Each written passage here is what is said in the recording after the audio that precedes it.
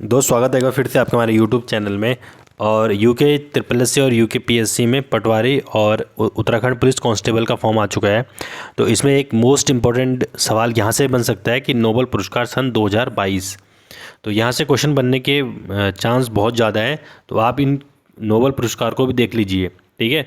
तो अगर हम नोबल पुरस्कार की बात करते हैं तो नोबल पुरस्कारों की जो घोषणा है वो सन वर्ष 1900 में की गई थी, लेकिन जो नोबल पुरस्कार देने की जो शुरुआत हुई वो सन 1901 में हुई थी, ठीक है।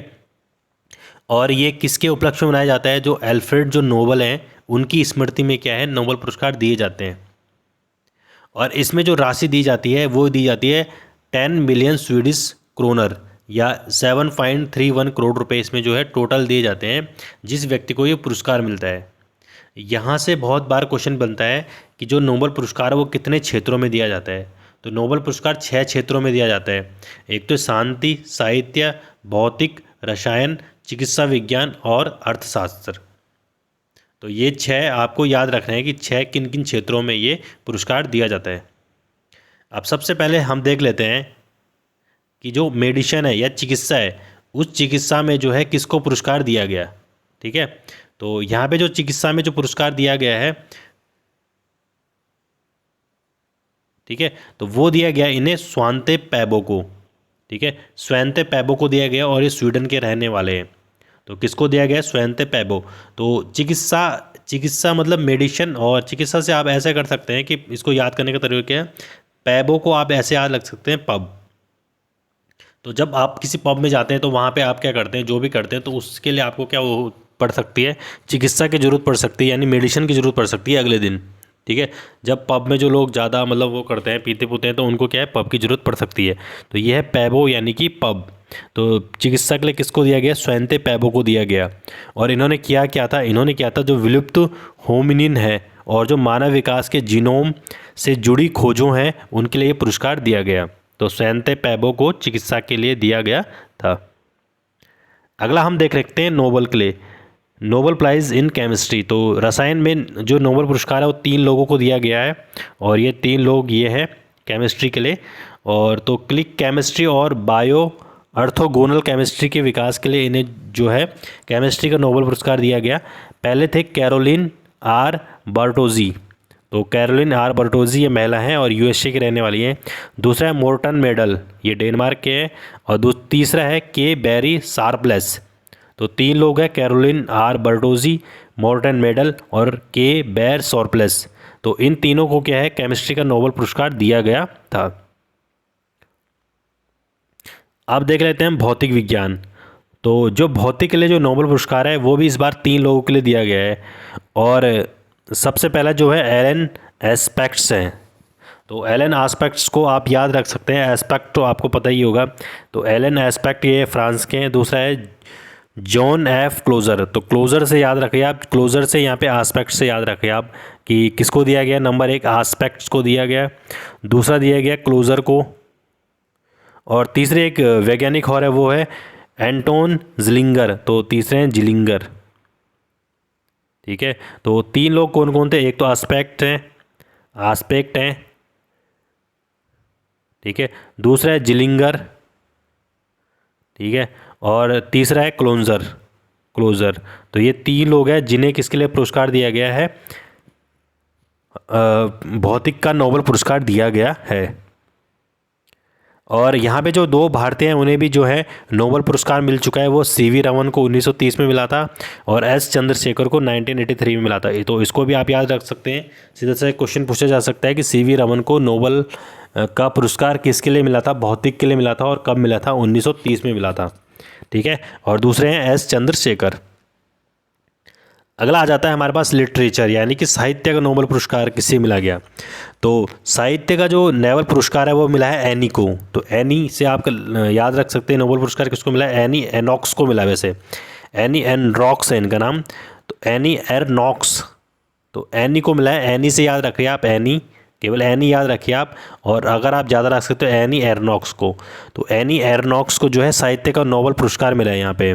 और इन्हें किसके लिए मिला है? ये मिला है साहस और नैदानिक तीक्ष्णता के लिए दिया गया, जिसके साथ वो व्यक्तिगत स्मृति की जड़ों, व्यवस्थाओं और सामूहिक प्रतिबंधों को उजागर करती है।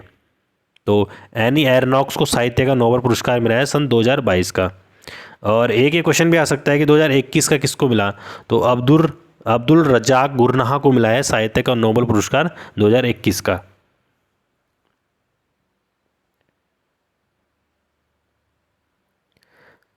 अगला जो नोबेल पुरस्कार है वो पीस के लिए मिला है, शांति के लिए। तो शांति के लिए जो नोबेल पुरस्कार मिला है वो 2 को मिला है।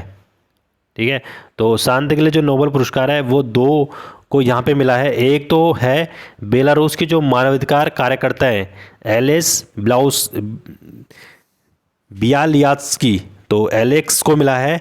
और ये है रूस का मानवाधिकार संगठन मेमोरियल और यूक्रेन के मानवाधिकार संगठन सिविल लिबर्टीज़ को मिला है। ठीक है, एक तो इन्हें मिला है, संयुक्त रूप से मिला है बेलारूस का जो मानवाधिकार कार्यकर्ता है एलेस बिलियास्की, और दूसरा मिला है रूस के जो मानवाधिकार संगठन है मेमोरियल, और यूक्रेन का एक मानवाधिकार संगठन है सिविल लिबर्टीज़। तो इनको मिला है इस बार क्या है, साहित्य शांति का नोबेल पुरस्कार। तो ये है, देखो 3 को मिला है यहाँ पे। सबसे पहले तो है एलीज या एलेक्स बोले, एलीज बोलो या एलेक्स बोलो। ठीक है, तो एलेस है इनका नाम। एलेस को मिला है, थोड़ा इंग्लिश के नाम है इनके, थोड़ा अजीब नाम है, तो एलेस को मिला है। दूसरा मिला है मेमोरियल को, और तीसरा मिला है सेंटर फॉर सिविल लिबर्टीज़। ठीक है, सेंटर फॉर सिविल लिबर्टीज़, दूसरा है मेमोरियल, और तीसरा है एलेस को। तो ये है एलेस, ये है मेमोरियल का जो इनका चिन्ह है, और ये सेंटर फॉर सिविल लिबर्टीज़। तो एक बार फिर से देख सकते हैं आप कि एक तो मानवाधिकार कार्यकर्ता है, नंबर 1 बेलारूस के मानवाधिकार कार्यकर्ता है एलेस, उनको मिला है।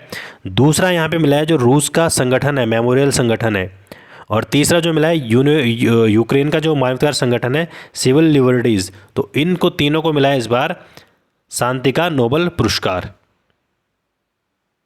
और इन्होंने क्या क्या है, जो युद्ध होते हैं उनमें युद्ध अपराधों और सत्ता के दुरुपयोग के मामलों में डॉक्यूमेंटेशन इन्होंने बहुत अच्छा किया है, तो उसके लिए इन्हें क्या मिला है, शांति का नोबेल पुरस्कार मिला है। एलेस के बारे में भी यहाँ पे दिया गया है कि 1980 के दशक के मध्य में बेलारूस में जो उभरे लोकतंत्र हैं के आंदोलन के आरंभकर्ताओं में से एक थे। उन्होंने अपना जीवन अपने देश में लोकतंत्र और शांति विकास को बढ़ावा देने के लिए किया।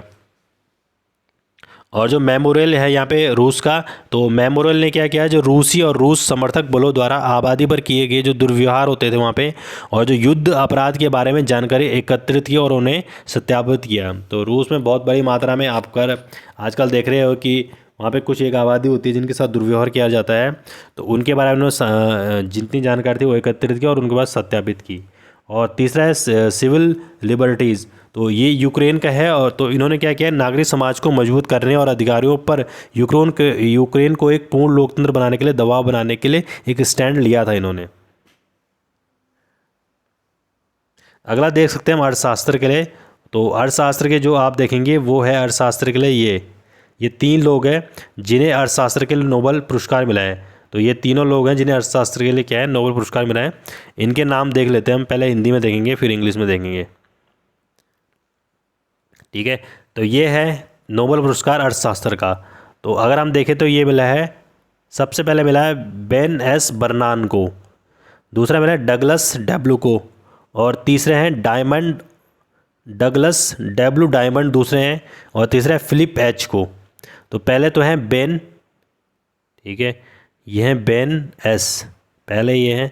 दूसरे मिले हैं डगलस को,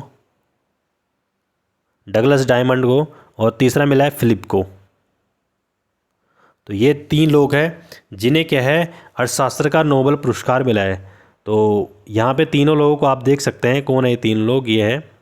तो सबसे पहले जो है बेन एस बर्नाक है, फिर डगलस डब्ल्यू है, फिलिप है। तो ये 3 लोग हैं जिन्हें अर्थशास्त्र का नोबेल पुरस्कार मिला है। ठीक है, अब किसके लिए मिला है थोड़ा भी देख भी लेते हैं। तो जो डायविग हैं डगलस,